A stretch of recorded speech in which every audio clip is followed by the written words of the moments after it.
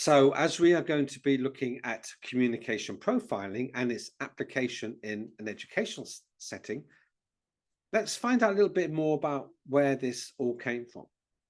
Now, arguably, we could say it started with Socrates, who said that human behavior could be predictable and fell into certain kinds of bands of behavior.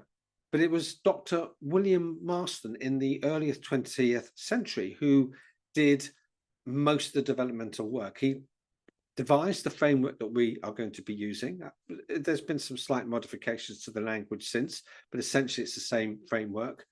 And he identified that there were 4 core behavioral types and probably 16 further around that, and many more beyond that. But the 4 and the 16 would be able to categorize the majority of people. Now, what's really important about this, as previously mentioned, is this is not a measure of intelligence. It's not a measure of character or values or anything like that. It's purely a predictive behavioral model.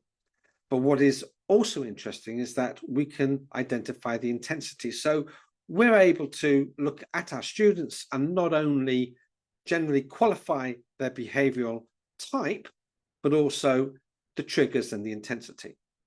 Now, one thing I'd like to say here that is really important is that I would never advocate that we use labels to students. We do not put the D's, the I's, the S's, and the C's on them.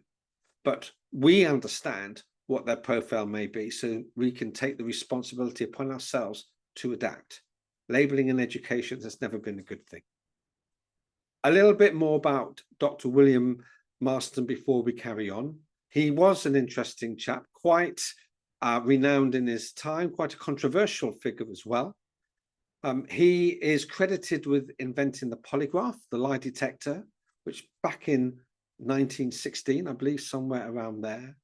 And also, interestingly, and quite left field, credited with being the creator of the character Wonder Woman in DC Comics.